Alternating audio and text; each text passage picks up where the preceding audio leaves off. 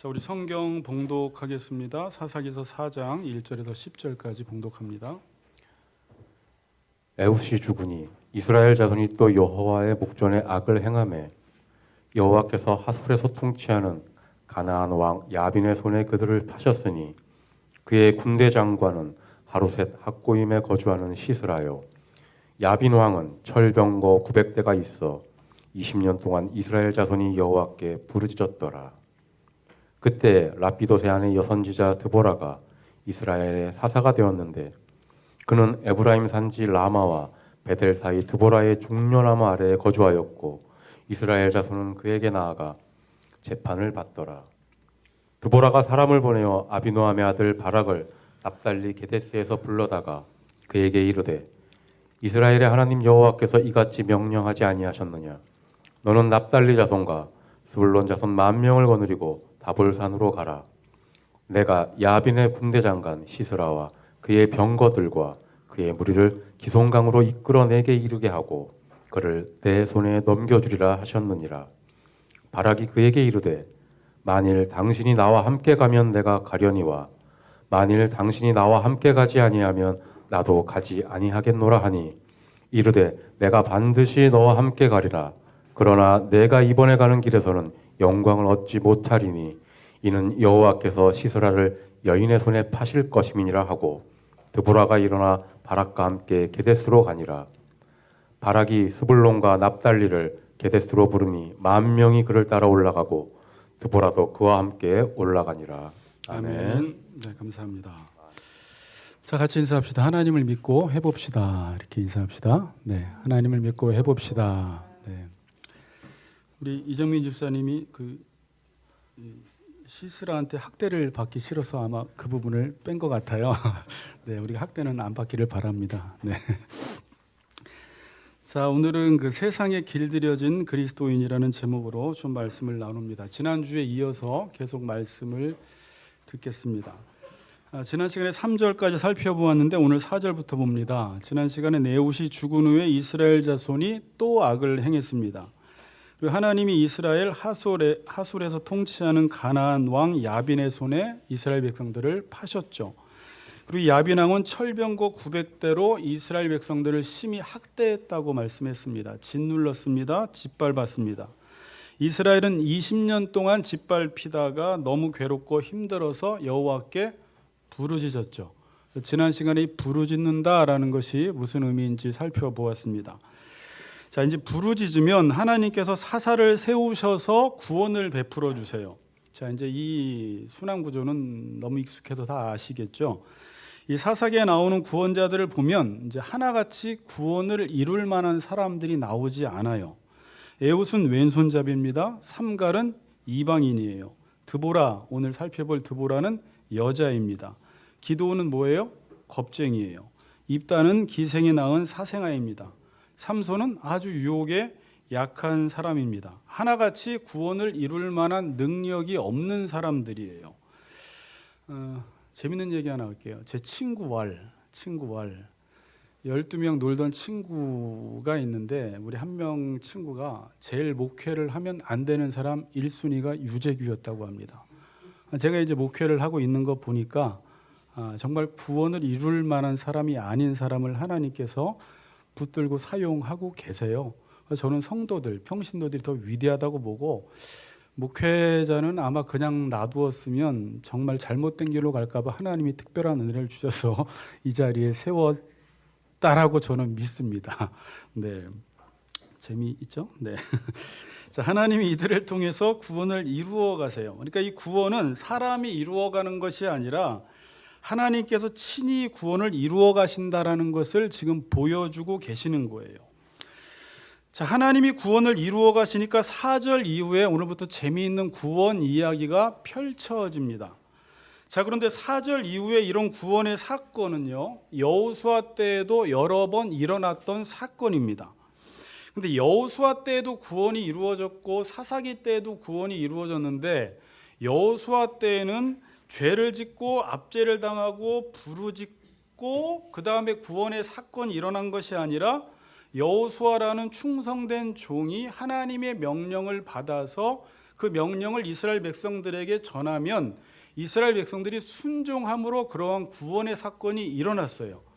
근데 사사기 때도 똑같이 구원의 사건은 일어나지만 이스라엘 백성들이 순종하지 않고 악을 행하다가 하나님이 이들에게 진노를 내려 이방인의 손에 파시니까 사는 것이 너무 힘들어서 여호와께 부르짖어서 이 구원의 사건이 일어나는 것입니다. 자, 그러니까 이 구원의 방식 문제는 하나님이 이렇게 하신 것이 아니라 똑같이 구원을 이루시지만 인간이 순종하느냐 순종하지 않느냐에 따라서 구원을 이루어가는 방식이 달라진다라는 거예요. 인간이 순종할 때는 여호수아식으로 구원이 이루어져요. 그러니까 우리 자녀들 중에서도 그냥 말을 듣고 행하는 사람이 있어요. 사사기식의 구원은 막고 행하는 것입니다. 그냥 순종하고 행하는 것이 아니라 막고 부르짖고 행하는 방식으로 행해요. 그럼 차이점이 무엇일까요? 우리 사사기서 2장에 살펴보았지만 여호와를 알지 못할 때 이런 현상이 일어납니다. 그러니까 자녀들도 부모의 뜻을 알지 못하면 그냥 맞았어요. 맞았는데 또 반복 되풀이에요. 그럼 또 맞아요? 반복 되풀이에요. 알고 봤더니 자기가 뭘 잘못했는지도 모르고 부모의 뜻을 몰라. 부모가 뭘 원하는지 모르면 이게 되풀이되면서 결국은 해야 되는데 막고 행하는 아이가 있듯이 지금 사사기가 그런 상황이에요. 그러나 여호수아 상황은 어때요? 그냥 말하면 순종해서 구원을 받는 거예요. 여러분은 지금 어떤 방식으로 그 하나님의 구원의 역사가 펼쳐지는지 한번 생각해 봐야 돼요. 저는 그러면서 이런 생각을 했어요. 결국 성도들은 더디더라도 느리더라도 차분하게 여호와를 가르쳐 줘야 돼요. 하나님을 알게 해줘야 됩니다. 봉사도 중요하고 여러 가지 활동하는 것도 중요하지만 결국 여호와를 알아서 스스로 그 여호와 앞에 그를 경외함으로 자발적으로 순종하는 하나님의 백성들을 만들어 주어야 되는 것이 또 교회의 책임입니다. 자, 이스라엘이 학대를 당하다가 힘들어서 부르짖으니까 여호와께서 사사를 세우십니다. 자, 그리고 보통 여기서 나오는 문구가 어떻게 되냐면 사사를 세울 때 여호와께서 누구누구를 구원자로 세웠더라 이렇게 나와요. 여호와께서 온니야를 구원자 사사로 세웠더라, 에훗을 사사로 세웠더라 이렇게 나오는데 오늘 본문에서는 이런 문구가 나오지 않아요. 4절에서는 드보라가 소개되고 6절에서는 바락을 소개합니다. 한번 봅시다. 4절 5절 드보라를 어떻게 소개하고 있는지 봅시다. 그때 랍비돗의 아내 여선지자 드보라가 이스라엘의 사사가 되었는데 그는 에브라임 산지 라마와 베델 사이 드보라의 종려나무 아래에 거주하였고 이스라엘 자손은 그에게 나아가 재판을 받더라. 이렇게 지금 드보라를 소개하고 있습니다. 그리고 6절에서는 드보라가 사람을 보내어 아히노함의 아들 바락을 납달리 게데스에 불러다가 그에게 이르되 이스라엘의 하나님 여호와께서 이같이 명령하지 아니하셨느냐? 너는 납달리 자손과 스불론 자손 10,000명을 거느리고 다볼산으로 가라. 여기에는 드보라가 등장하고 바락이 등장합니다. 드보라는 여자요. 특별히 지금 여자 선지자로 소개되고 있습니다. 바락은 군대 장관입니다. 남자입니다. 강한 사람입니다. 드보라의 이름의 의미는 뭐냐면 꿀벌이에요. 바락의 이름의 의미는 뭘까요? 번개라는 의미입니다. 번개. 꿀벌과 번개. 자, 그런데 오늘 본문에 보니까 4절을 보세요. 드보라는 이미 선지자와 사사로 활동하고 있었어요. 드보라는 선지자와 사사가 되어서 종려나무 아래에서 이미 사사직을 잘 감당하고 있었습니다. 자, 이 당시의 사사는 쇼페림인데 재판관이라는 의미입니다. 이 당시의 사사는 몇 가지 일들을 행했는데 첫 번째는 재판관의 사역을 감당을 했고 또 하나님의 말씀으로 백성들을 다스리는 일도 했으며 유사시에 전쟁 시에는 군 지휘관의 역할을 감당을 했습니다. 자, 그런데 오늘 드보라를 소개하면서 이렇게 소개해요. 그때 랍비돗의 아내 여선지자 드보라가 이스라엘의 사사가 되었는데 그는 에브라임 산지 라마와 베델 사이 드보라의 종려나무 아래에 거주했다. 그리고 그 드보라의 종려나무 아래에 거주하면서 이스라엘 자손은 그에게 나아가 재판을 받았다. 이렇게 말해요. 그러니까 드보라의 종려나무 아래에서 이스라엘 백성들이 재판을 받는 모습으로 드보라가 누구인지를 지금 소개하고 있습니다. 단순히 여기서는 장소적으로 드보라가 종려나무 아래에 집을 짓고 살았다라는 말이 아니라 이 종려나무라고 표현을 하는데 그 앞에 드보라가 종려나무 아래에 있었다라고 말하지 않고 드보라의 종려나무라고 표현을 하고 있습니다. 제가 종려나무를 찾아봤더니 저는 이 열매는 보지 못했는데 대추 열매예요. 대추 야자 열매입니다. 제가 인터넷을 찾아보니까 정말 우리나라 대추와 비슷하게 생겼습니다. 그리고 이 대추 야자 열매가 얼마나 단지 그 안에서 시럽이 나온다고 합니다. 꿀 같은 게 나온다고 해서 꿀나무라고 해요. 꿀나무. 근데 아까 드보라가 어떤 의미였죠? 꿀벌이에요. 그러니까 꿀나무 아래에서 꿀벌이 있는 거예요. 그리고 드보라라는 단어 자체가 다바르, 하나님의 말씀을 선포하다, 전하다라는 그 단어에서 유래가 되었어요. 그러니까 드보라를 지금 소개할 때 어떻게 소개하고 있어요? 꿀벌이 꿀나무 아래에서. 다시 말하면 꿀은 뭐예요? 또 하나님의 말씀의 달콤함을 상징하잖아요. 그러니까 하나님의 달콤한 말씀을 전하고 또 그 달콤한 말씀으로 정의롭게 재판하는 역할을 감당했다. 드보라를 아주 긍정적으로 지금 소개를 하고 있습니다. 자, 그리고 6절에서는 바락이 등장을 합니다. 아히노암의 아들 바락이라고 하는데 뭐 특별한 의미는 없어요. 그냥 아히노암은 이스라엘 사람의 전형적인 이름이에요. 그리고 바락은 번개입니다. 근데 이렇게 나와 있어요. 이 드보라가 바락을 불러요. 바락이 누구라고 했죠? 번개 군대 장관인데 꿀벌이 이 군대 장관을 불러요. 납달리 게데스에서 부릅니다. 그리고 그에게 명령을 합니다. 너는 가라라고. 너는 납달리 자손과 스불론 자손 10,000명을 거느리고 다볼산으로 가라라고 지금 명령하고 있습니다. 자, 여기서 주도권이 드보라에게 있습니까? 바락에게 있습니까? 드보라에게 있어요. 약한 여자 드보라에게 주도권이 있습니다. 여자가 남자를 부릅니다. 그리고 여자가 남자에게 명령합니다. 그리고 바락이라는 남자는 뒤에 8절에 보니까 그 여자에게 의지를 합니다. 당신이 가면 가고 안 가면 안 가겠다라고 이야기를 해요. 우리는 이 모습을 보면서 뭐 그럴 수도 있지라고 생각을 할 수 있어요, 없어요? 뭐 이 시대에 이런 일들이 흔히 일어나니까 여자 앞에 꼼짝 못하는 남자들이 요즘은 많으니까 뭐 당연한 거 아니야? 이럴 수도 있지라고 생각하지만 이 당시의 독자들에게는 아주 충격적인 장면입니다. 여러분 아시죠? 특별히 이제 서아시아 지역, 지중해를 마주보고 있는 지역, 특별히 이스라엘 지역에서는 여자는 숫자에도 들어가지 못했어요. 그래서 이스라엘도 그랬어요. 그리고 재산의 그냥 한 일부였어요. 그리고 남자에게 종속되어 있었습니다. 그런데 그 여자가 지금 남자에게 명령을 하고 있어요. 그리고 남자가 여자에게 의지를 하고 있습니다. 이걸 통해서 지금 하나님이 뭘 보여주시는 거예요? 이 바락의 모습이 이스라엘의 모습이라는 거예요. 지금 이스라엘의 모습. 남자 같지 못한 이스라엘, 여인을 의지하는 이스라엘, 이것이 지금 이스라엘의 형편이라는 것입니다. 왜 이렇게 된 거예요? 어쩌다 이스라엘 백성들이 이렇게 돼버렸어요? 어쩌다 이렇게 약해졌어요? 어쩌다 군대 장관이 꿀벌을 의지하게 됐습니까? 악을 행했기 때문에 그래요. 바알을 섬겼기 때문에 그래요. 하나님의 백성이 바알을 섬기면, 우상 숭배를 하면 점점 약해집니다. 약해지는 강도가 앞으로 점점 강해져요. 애후 때는 그냥 왼손잡이 정도였는데 지금은 어때요? 남자가 여자를 의지하는. 우리는 자꾸 이제 그럴 수도 있지라고 생각하는데 이 당시에는 약함, 여자는 약함을 상징하고 남자는 강함을 상징했는데 강한 이스라엘 백성들이 베냐민 아니었습니까? 오른손의 아들이었는데 지금 누구를 의지하고 있어요? 여자를 의지하고 있고 여자에게 불려다니고 더군다나 지금 여자에게 의지해서 당신이 가면 가고 나는 가지 않으면 못 간다라고 지금 이야기를 하고 있는 상황입니다. 반면에 이스라엘은 약해졌는데 적은 어때요? 적군은 점점 강해지고 있어요. 철병거 900대까지 강해지고 있는 것입니다. 왜 이러한 현상이 일어나요? 이것도 마찬가지로 하나님의 백성들이 언약대로 살지 않으면 이렇게 약해지는 것입니다.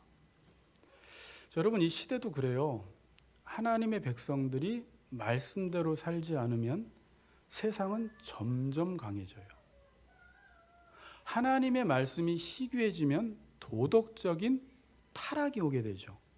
그럼 죄가 활기를 치게 됩니다.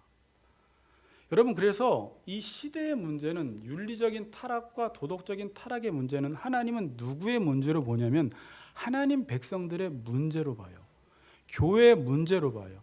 교회가 말씀 안에 바르게 끼어 있으면, 율법을 바르게 지켰으면 이 죄가 설치지를 못해요. 하나님의 법이 분명하게 전해지기 때문에. 그런데 율법이 희귀해지고 하나님의 말씀이 희귀해지면 반드시 윤리적, 도덕적 타락이 옵니다. 그게 사사기서 이제 결론에서 17장부터 21장까지 아주 적나라하게 보여주고 있습니다. 이렇게 자기 소견에 오른 대로 살았을 때, 하나님의 백성들이 하나님의 언약을 버리고 살았을 때 어떤 형편과 처지에 이르게 되는지를 분명하게 보여주고 있습니다.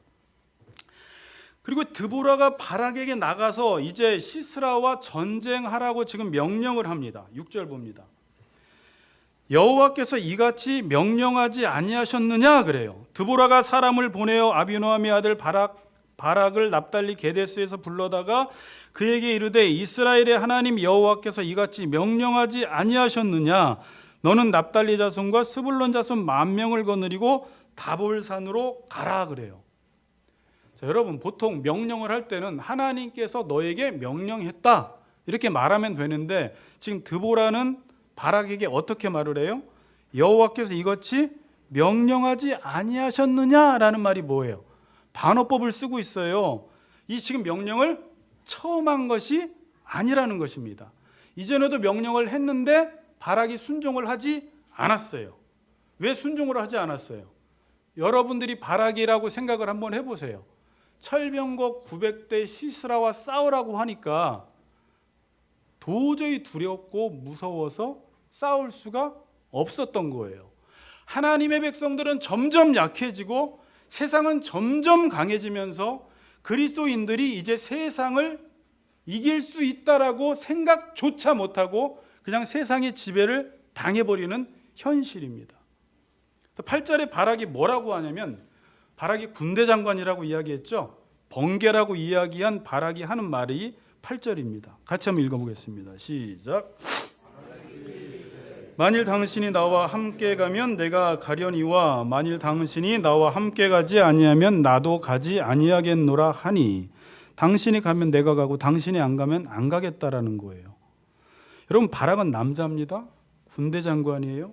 그리고 납달리 게데스에서 불렀다고 하는데, 이 게데스가 레위인들에게 분배해준 48개 성읍 중에 하나, 북쪽에 있는 게데스 성읍이에요. 그래서 바락을 또 어떻게 보냐면 레위인으로까지 봐요. 그러니까 남자예요.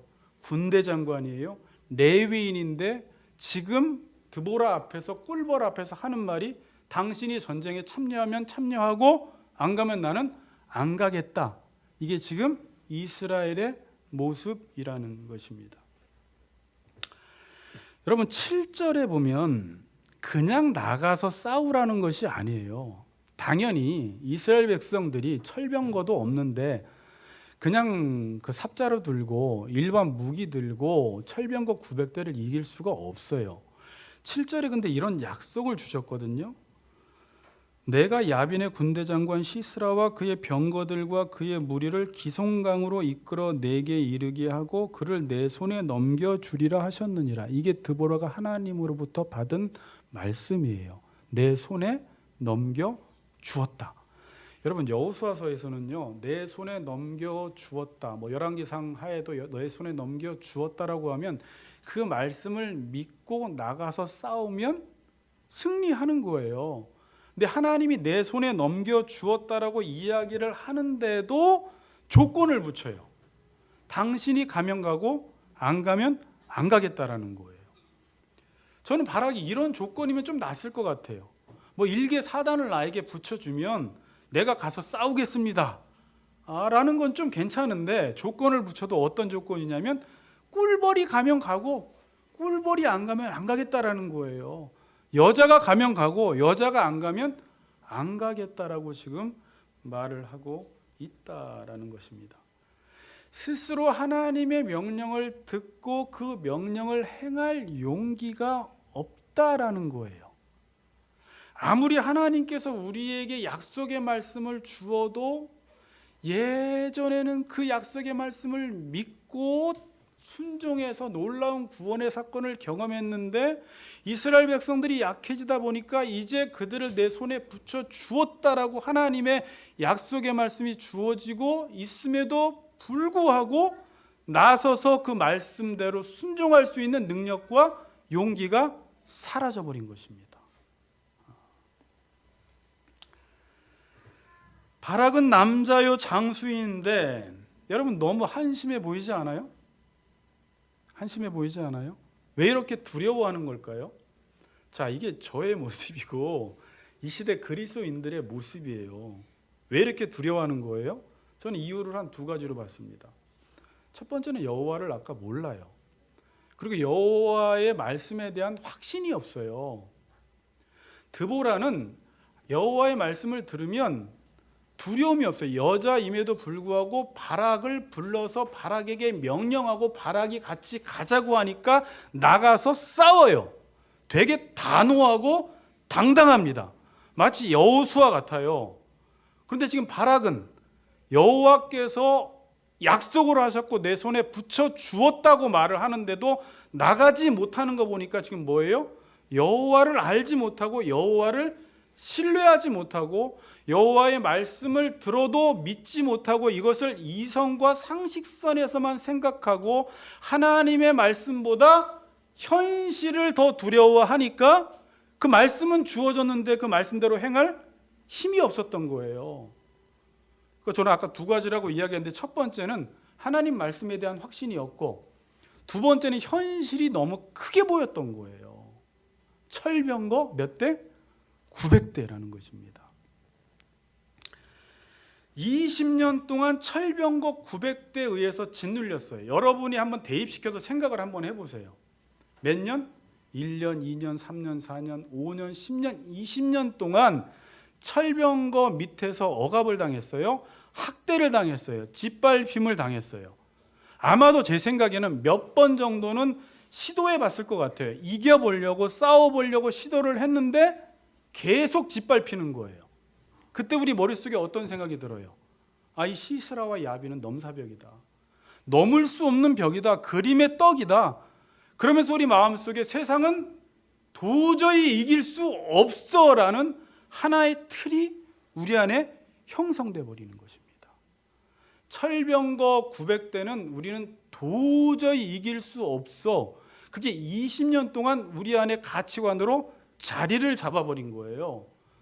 20년 동안 짓눌림을 당하다 보니까 어느 날 20년이 지난 이후에 하나님께서 그들을 내 손에 붙였다라는 언약의 말씀이 주어졌는데도 나가지 못하고 싸우지 못하는 것이에요. 이길 수 없어. 철병거를 이긴다라는 것은 불가능한 것이야라는 것이 뇌와 마음 속에 완전히 새겨져 버린 것입니다. 누군가가 하나님을 믿고 우리가 한번 싸워보자. 말씀에 의지해서 우리가 한번 해보자. 그럼 그때 뭐라고 하죠? 다 해봤어. 이렇게 말을 해요. 우리 하나님의 말씀대로 살아보기 위해서 기도 한번 해보자라고 하면 또 뭐라고 해요? 기도 다 해봤어. 기도해도 안 돼. 이렇게 말은 안 해요. 성도이기 때문에. 그러나 우리 마음속에는 기도해도 안 돼. 나 그거 다 해본 거야. 이렇게 철저한 패배감 속에 빠져 있는 것입니다. 이게 지금 이스라엘 백성들의 상황이에요. 여러분 어때요? 우리도 처음에는 하나님의 말씀이 들려지면 순종을 아주 쉽게 했어요. 근데 신앙생활을 하다 보니까 저나 여러분이나 사람에게 치이고 몇 번 좌절을 경험하고 실패를 경험하고 낙심을 경험하고 세상에 한번 들이댔다가 몇 대 얻어 터지고 짓밟힘을 당하면 결론을 내리죠. 말씀은 말씀이지만 세상은 도저히 이길 수가 없어. 신앙생활은 교회 안에서 하는 것이지 세상에서는 세상의 방식대로 살아야지 승리하지. 도저히 말씀은 이 말씀 가지고는 세상과 싸워 이길 수 없다라는 것이 우리 머릿속에 새겨져요.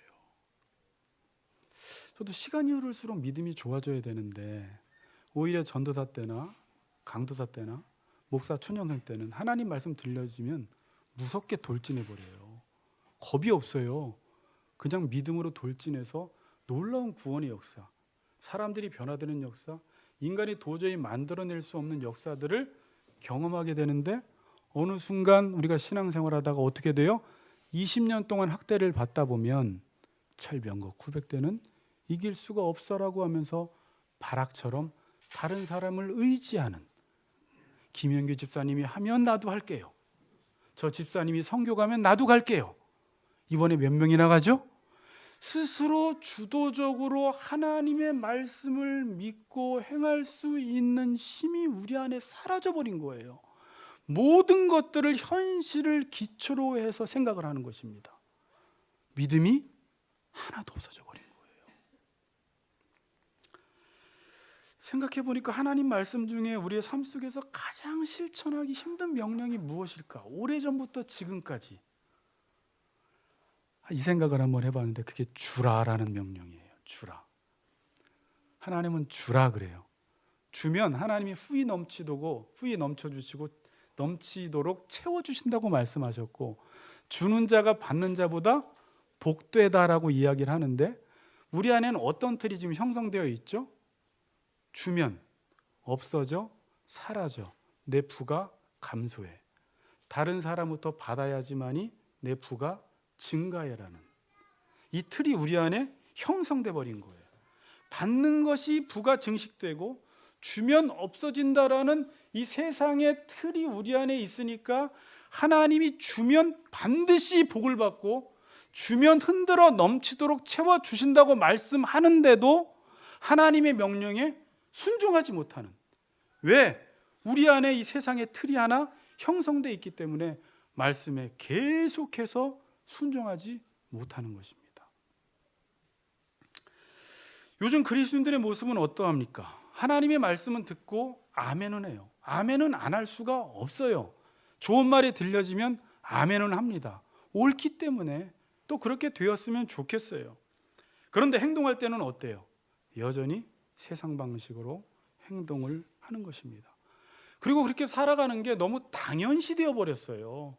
하나님의 말씀은 말씀이고 살아갈 때는 세상 방식대로 살아가는 게 누구나 보편화되었기 때문에 아무런 문제의식을 느끼지 못하고요.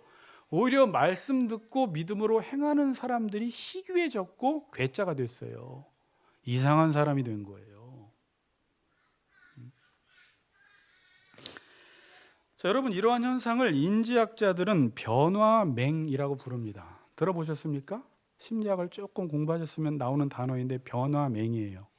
체인지 블라인드니스라고 해요. 그러니까 눈뜬 장님 현상이라고 합니다. 자, 내 주변에서 어떤 변화가 일어나는데 자기의 사고의 틀에 갇혀서 변화를 의식하지 못하는 현상이에요. 내 주변에서 어떤 변화가 계속 일어나는데 자기의 사고 틀에 갇혀서 변화를 의식하지 못하는 현상. 이 분야의 전문가인 심리학자가 이렇게 말합니다. 들어보세요.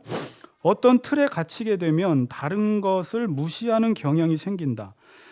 무시한 정보들로 인해 결과에 차이가 생기지 않기를 바라지만 실제로는 무시했다는 사실조차 자신이 인식하지 못하기 때문에 원치 않는 결과를 초래할 수도 있다라고 말합니다. 그래서 이런 사람들은 자신의 생각과 다른 사람의 생각이 다르다라고 생각하기보다는 자신의 생각은 옳고 다른 사람의 생각은 틀리다라고 생각하게 되고, 다른 사람의 생각이 나에게 이렇게 강요될 때 나를 위협한다고 느낀다라는 거예요.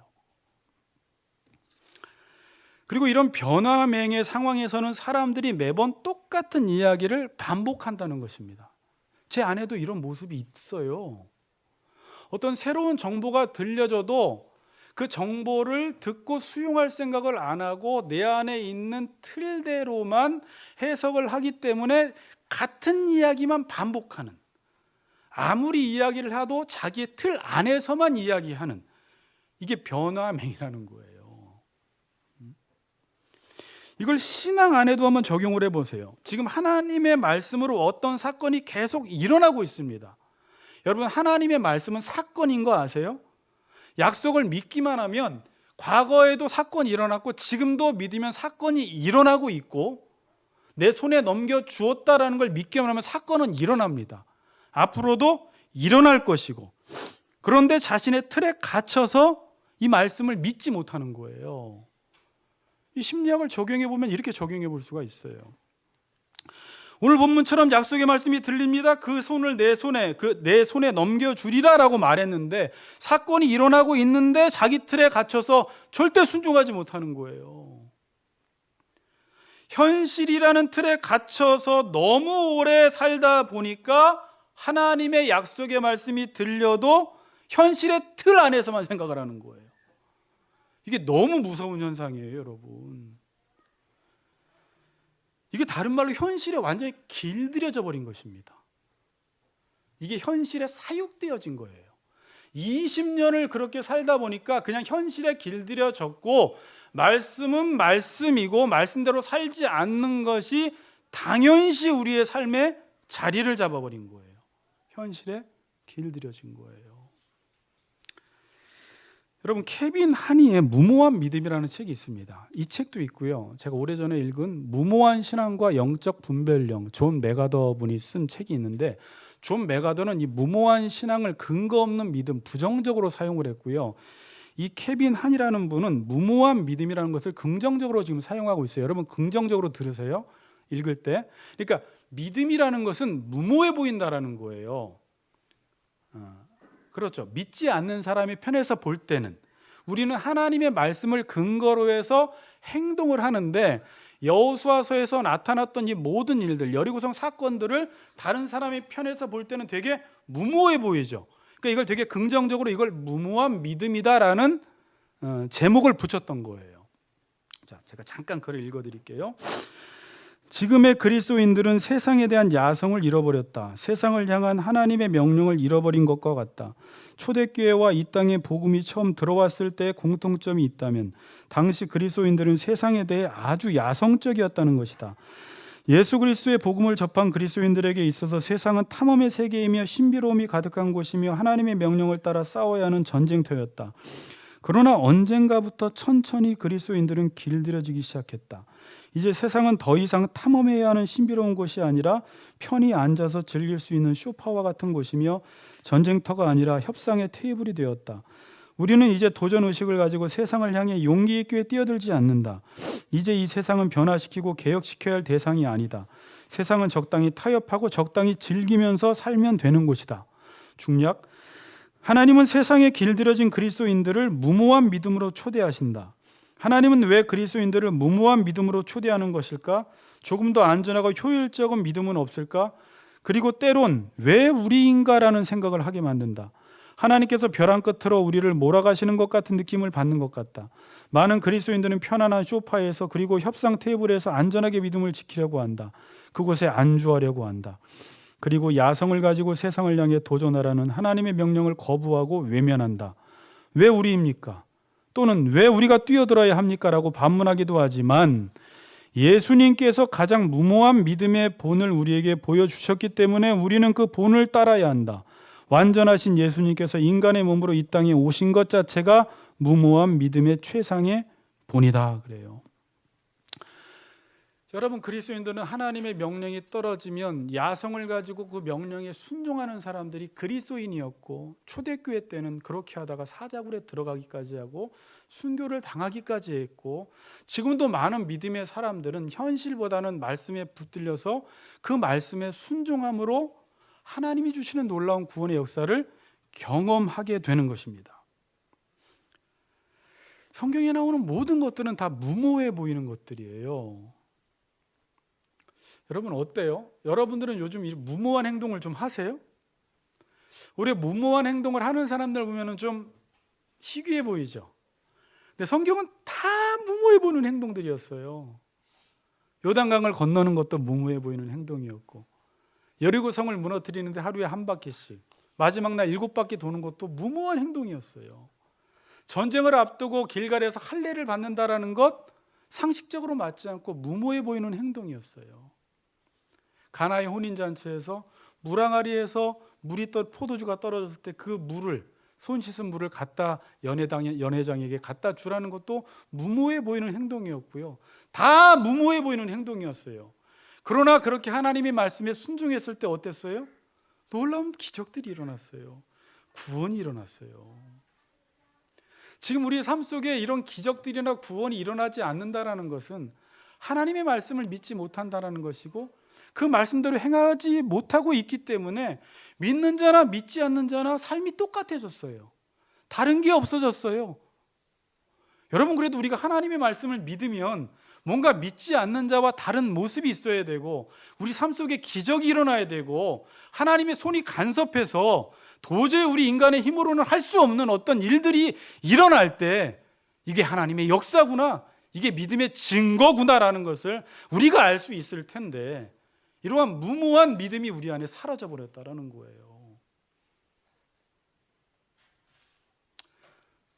아멘. 여호수아 시대는요, 하나님이 말씀하시면 즉각 순종했어요. 근데 어쩌다 사사기 시대가 왔죠? 어쩌다 우리 시대가 이렇게 돼버렸죠? 여호수아 때는 왜 그럴 수밖에 없었을까? 제가 한번 돌아가 봤어요. 여러분 아실 거예요. 여호수아 1장 7절에서 9절에 보면, 오직 강하고 급히 담대하여 나의 종 모세가 내게 명령한 그 율법을 다 지켜 행하고 우로나 좌로나 치우치지 말라. 그리하면 어디로 가든지 형통하리니 이 율법책을 내 입에서 떠나지 말게 하며 주야로 그것을 묵상하여 그 안에 기록한 대로 다 지켜 행하라. 그리하면 내 길이 평탄하게 될 것이며 내가 형통하리라. 내가 내게 명한 것이 아니냐. 강하고 담대하라. 두려워하지 말며 놀라지 말라. 내가 어디로 가든지 내 하나님 여호와가 너와 함께 하느니라 하시니라.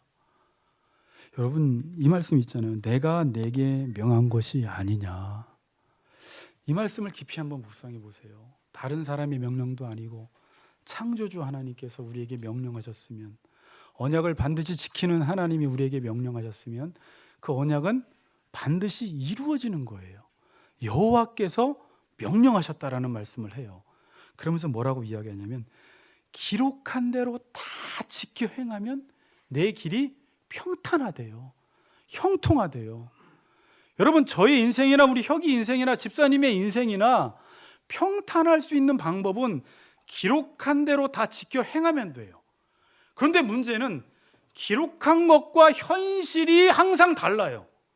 하나님의 말씀과 현실이 항상 달라요.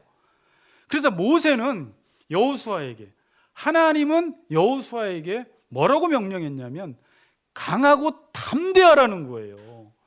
강하고 담대하지 않으면 기록한 것을 현실 속에서 행할 수가 없다는 거예요. 기록한 것을, 여호와께서 우리에게 주시는 명령을 현실 속에서 행하기 위해서는 남자건 여자건 강하고 담대해야 한다는 것입니다. 누구처럼? 드보라처럼. 그런데 지금 우리 이 시대의 모습은 바락 같은 거예요. 뒤에 기도원 보면 더해요. 기도원 때 가면 믿음이 더 약해져 있어요. 하나님은 큰 용사로 보는데 자기는 스스로 너무 작대요. 계속해서 하나님의 사인을 확인하지 않으면 움직이질 않는 오늘 이 시대의 그리스도인들의 모습, 그 당시에 이스라엘 백성들의 모습을 이렇게 적나라하게 지금 드러내 보여주고 있는 것입니다. 여러분, 여호수아 때는 바락같이 행동하는 사람이 없었어요.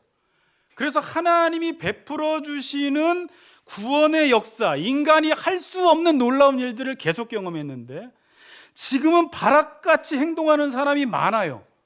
그래서 인간이 할 수 없는 것을 경험하는 것이 아니라 인간이 할 수 있는 것만 경험해요. 상식적인 것만 경험해요. 기적이 일어나질 않아요.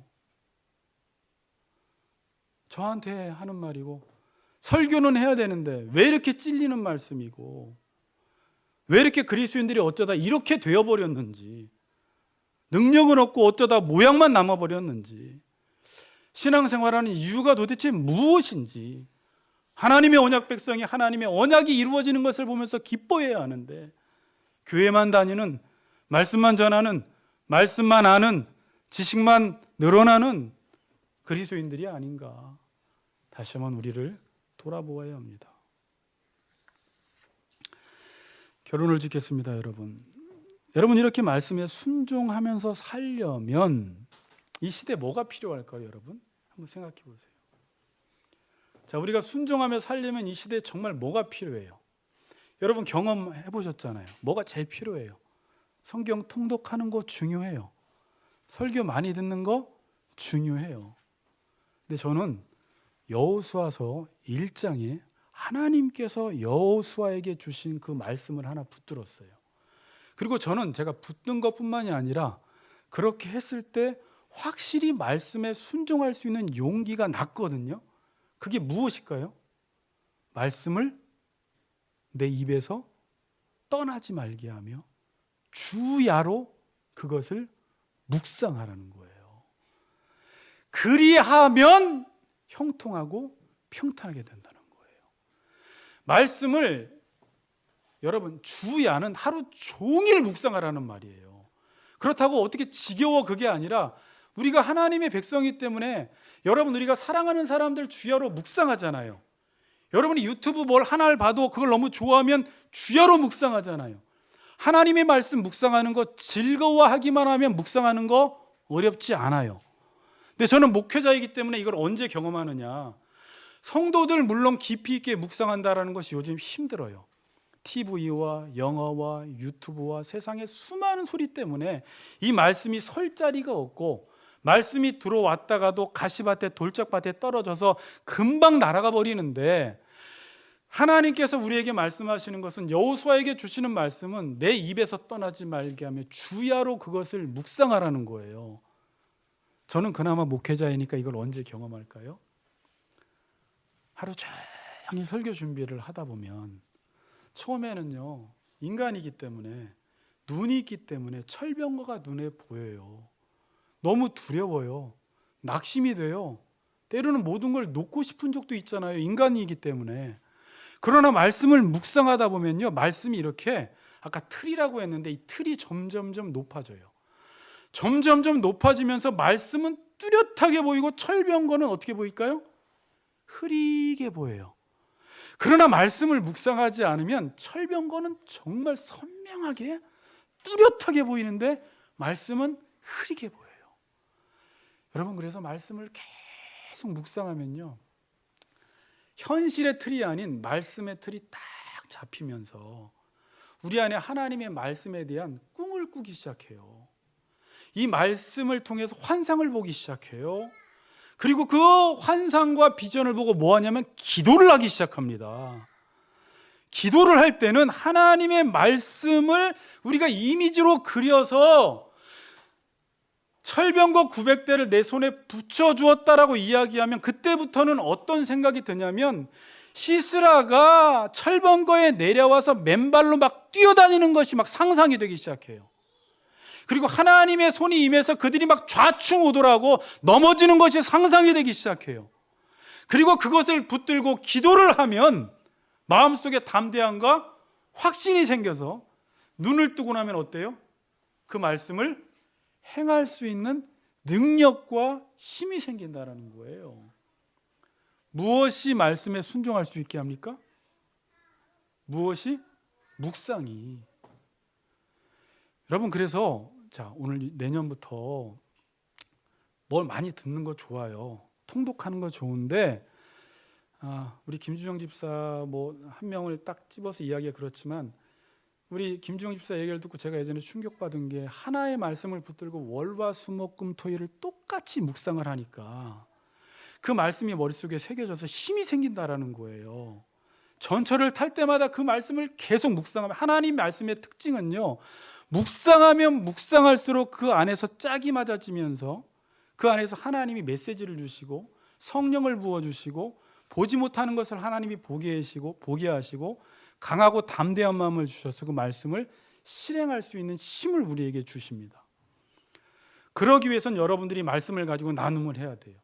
이곳에 못 오시면 부부끼리라도 하시고 나오셔서 말씀을 가지고 나누시고 또 말씀을 묵상하시고 마음속에 새기셔서 바락같이 우리 살지 말고 드보라처럼 하나님의 말씀을 따라 살아갈 때 연약한 자 같지만 강하고, 바락은 강한 자 같지만 하나님의 말씀을 따라 살지 않을 때 연약해져요. 저는 마지막에 했던 이 드보라가 바락에게 했던 그 말이 막 이렇게 귀에 울렸어요. 설교 준비하다가. 무슨 말일까요? 여호와께서 이같이 명령하지 아니하셨느냐. 드보라가 우리에게 크게 외치는 것 같아요. 같이 걷는 교회 성도들아, 여호와께서 이같이 명령하지 아니하셨느냐. 여호와께서 이같이 명령했는데 왜 네 기준과 판단을 가지고, 네 이성적 판단을 가지고 하나님 말씀을 제한하냐라는 거예요. 여호와께서 이같이 명령하셨는데 왜 머뭇거리냐라는 거예요. 여호와께서 이같이 명령하셨으면 그 말씀을 듣고 갑시다. 한번 행해 봅시다. 그럼 우리 앞에 놀라운, 우리가 만들어낼 수 없는 구원의 사건이 펼쳐질 것입니다. 그렇게 믿음으로 사시는 같이 걷는 교회 성도님들 되시기를 주님의 이름으로 축복합니다.